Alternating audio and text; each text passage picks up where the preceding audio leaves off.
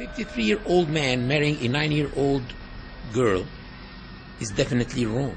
Today, in Cairo, New York, London, it's wrong because it's a violation of the law. Eudora Comnene, the wife of King Baldwin III of Jerusalem, was born in 1145. She became the wife of King Baldwin III at the age of 13. But maybe today, in some other parts of the world, is not wrong because it's not violating the law or the customs and traditions of people. And maybe in those three cities, Cairo, London, or New York, few centuries ago, it was not wrong because it was not violating anything too. So to say that something is wrong or not, you have to say it's wrong because of what? Because it's violating what? Now let's go through European palaces to see more of these cases. In the 12th century, on September 14th in 1169, a Byzantine emperor named Alexis Comnenus II married a beautiful girl named Agnes when her age was only 9 years old. It was an official and natural marriage back at that time.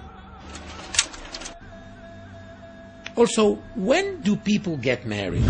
Usually people get married after they finish their studies, because it's very difficult to study and be married at the same time. So in the cities you find girls getting married in the age of 22, 23 after they finish college. In the villages where usually people don't go to college, you find girls getting married in the age of 18, 19 after they finish school. What do you think was the case when there were no schools or colleges? What were girls doing? They were just getting married as soon as they reached puberty. Mary, peace be upon her, gave birth to Al-Masih ibn Maryam, or Jesus, when she was only 13 years old. Actually, today, after 1500 years, you find in the US girls getting married by the law at the age of 13. In New Hampshire, the age of marriage starts at 13 years old for girls by the consent of their parents. In Texas, 14 years old. In Missouri and Mississippi, 15 years old by the consent of their parents. Also, in Spain, until 1995, it was 12 years old. And now it's 13 years old. In Canada, 100 years ago, it was about 11 years old. So it's unfair to judge people according to today's laws and customs. You have to judge people whether they were doing something wrong or not according to their own laws and their own customs. In 1184, Margaret, the Empress of Hungary, got married to Isaac II, the Byzantine emperor, when she was only 9 years old. This is why it's illogical to criticize the marriage of the Prophet Muhammad, peace be upon him, to Aisha, the daughter of the Prophet's closest companion, Abu Bakr.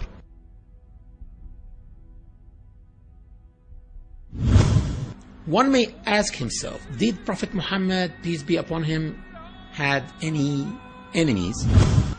You will find that the hypocrites in the Muslim community were enemies.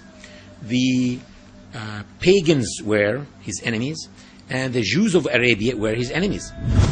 And you will find that they tried by all means to tarnish his image, and they called him all the possible bad names that they can.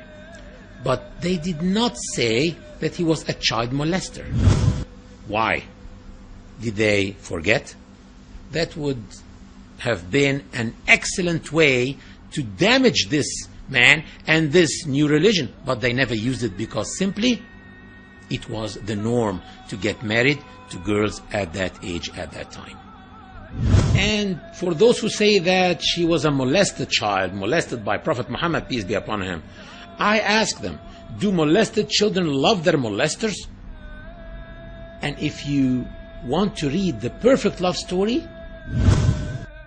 Shakespeare, We all know this famous British outstanding playwright and his famous play Romeo and Juliet, who reached the age of Juliet, the heroine of this play, was not more than 13 years old.